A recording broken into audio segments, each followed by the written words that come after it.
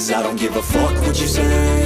Yeah, I'ma do shit my Karena lawan-lawan yang dihadapi ini kan adalah lawan-lawan satu dari akademi, satu dari klub, Mas Iman. Bukan tim nasional yang utama. Kalau tim nasional Spanyol yang bermain ini, saya bilang kemarin di video saya, ini 3 kali lebih hebat dibandingkan dengan tim Barcelona Juvenil A ini. Demikian juga dengan Jepang. Ini yang kita kalah lawan Kashima Antlers yang tidak punya pemain di tim nasional Jepang. Dan Jepang kita tahu juara Asia U17 kemarin di Thailand setelah menang dengan 3 gol tanpa balas lawan Korea Selatan. Luar biasa. Mereka bahkan menjadi negara satu-satunya di Asia yang 4 kali terbanyak menjadi juara U17.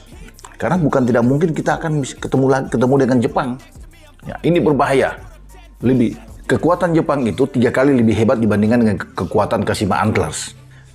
Bima Sakti sebagai pelatih sudah harus bisa membuka diri. Ayolah, ya kita ambil pemain-pemain diaspora dari luar. Karena kalau cuma dengan pemain-pemain lokal seperti ini yang dipertahankan dengan hanya misalnya 1 atau 2 pemain diaspora tidak cukup untuk kita bersaing di Piala Dunia. Ini maaf kata saya bilang, berat dengan kondisi pemain-pemain lokal seperti ini untuk tampil di Piala Dunia.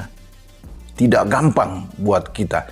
Karena ingat, bukan saja pemain-pemain yang saya bilang tadi Spanyol, Jerman, Prancis, ada Polandia, Inggris, tapi Amerika Latin dengan Brazil, Argentina, ini Brazil juara bertahan, sangat kuat.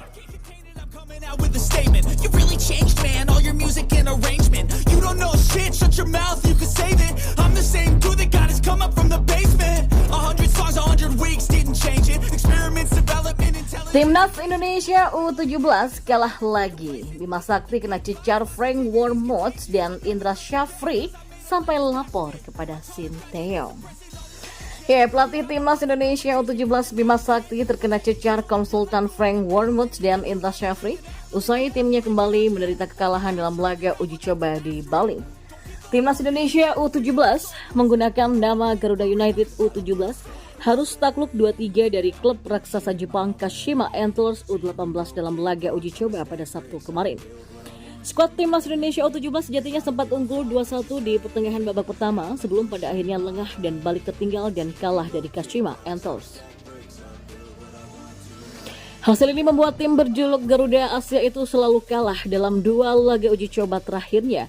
Sebelumnya mereka lebih dulu dilumat Barcelona Juvenil A dengan skor 0-3. Bima Sakti menyampaikan dirinya kini harus bergerak cepat untuk kembali mencari tambahan pemain kendati kerangka tim disebutnya sudah dikantongi. Apalagi sebagaimana laporan antara, Bima mendapatkan masukan dari Indra Syafri dan konsultan Timnas Indonesia U17 Frank Wormuth pasca pertandingan berakhir. Selain mendapatkan banyak masukan, sang pelatih pun disebut akan memberikan laporan kepada Sinteyong demi mendapatkan evaluasi. Masukan Frank Wormuth seminggu ini beliau melihat bagaimana kita latihan dan pertandingan 2 game ini banyak catatan. Rencananya kita akan evaluasi semua dan membentuk lagi sesi latihan sesuai dengan hasil 2 uji coba kemarin, kata Bima Sakti. Selanjutnya Timnas U17 akan melakukan evaluasi dalam sesi latihan yang rencananya dimulai pada Senin 7 Agustus nanti selama sepekan di Solo, sekaligus mencoba melakukan uji coba dengan tim lokal. Dalam kekalahan 2-3 dari Kashima Antlers, Bima Sakti menyebut telah menurunkan para pemain yang akan dijadikan tulang punggung nanti.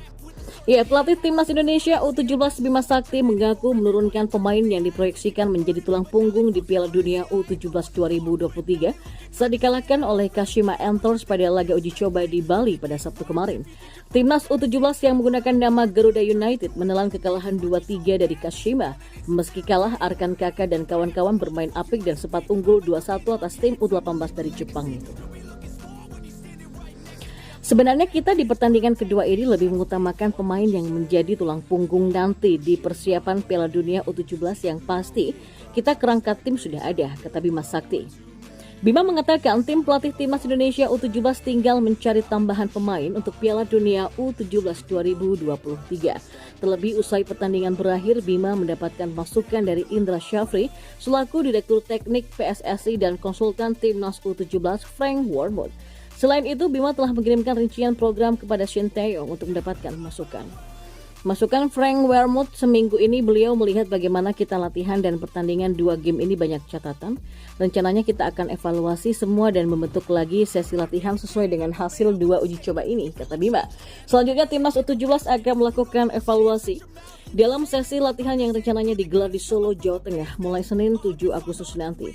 Timnas Indonesia U17 juga dijadwalkan menjalani uji coba melawan tim lokal. Ya, terkait laga melawan Kashima, Bima mengaku masih ada beberapa nama pemain di bangku cadangan yang belum sempat diturunkan. Banyak pemain yang belum main, tapi kita memberikan kesempatan pemain yang ada karena kita sudah harus mengerucutkan pemain yang sudah pasti menjadi kerangka tim Piala Dunia itu yang kita pertahankan, kata Bima. Starting 9 Timnas Indonesia U17 saat itu dikalahkan Kashima adalah Ikram Al-Ghifari, Amirul Amin, Muhammad Iqbal Gwijangge, Sultan Zaki, Rizar Nurfiel, Vigo Dennis, Muhammad Kafiatur, Jidabin, Muhammad Rizky Afrizal, Muhammad Nabil Asyura, dan Arkan Kakaputra. Tim pelatih U17 masih menunggu kehadiran sejumlah pemain diaspora termasuk Welber Jardim. Dan kita beralih ke informasi yang terakhir. Alasan Bima Sakti usai Timnas Indonesia U17 kena comeback Kashima Antlers. Sudah cari analisis video mereka. Ya, pelatih Timnas Indonesia U17 Bima Sakti menegaskan timnya sudah mengalami peningkatan saat menghadapi Kashima Antlers U18 dibandingkan ketika dibungkam Barcelona Juvenil A pada beberapa waktu yang lalu. Timnas U17 yang menggunakan nama Garuda United U17 harus takluk 2-3 dari Kashima Antlers dalam laga uji coba di Bali pada Sabtu kemarin. Kekalahan dari Kashima Antlers membuat Timnas Indonesia U17 selalu takluk dalam 2 laga uji coba terakhir. Sebelumnya mereka digebuk Barcelona Juvenil A dengan skor telak 0-3. Bima menegaskan bahwa kekalahan ini akan menjadi bahan evaluasi timnya agar bisa menampilkan performa yang lebih baik lagi. Terkait kena comeback Kashima Antlers, Bima Sakti beralasan bahwa tim pelatih kesulitan untuk menganalisis permainan lawan lantaran sulit mencari video pertandingan klub raksasa Jepang tersebut. Timnas Indonesia U17 diketahui sempat unggul 2-1 di pertengahan babak kedua sebelum berbalik tertinggal dan kalah di mana Kashima Antlers mencetak 2 gol 20 menit jelang laga berakhir.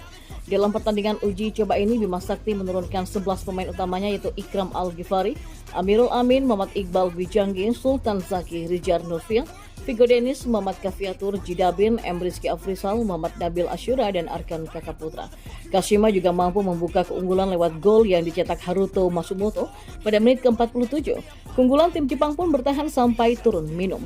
Paruh kedua Bima Sakti mulai memberikan kesempatan pemain di bangku cadangan yaitu Jehan Pahlevi, Habil Akbar, Ahmad Zidal, Muhammad Harif, Aaron Layem, dan juga Muhammad Ridho. Garuda United U17 pun berhasil mencetak gol penyeimbang lewat tendangan penalti Vigo Dennis di menit ke-56, kemudian sempat memimpin lewat gol Rizky Afrizal di menit ke-64.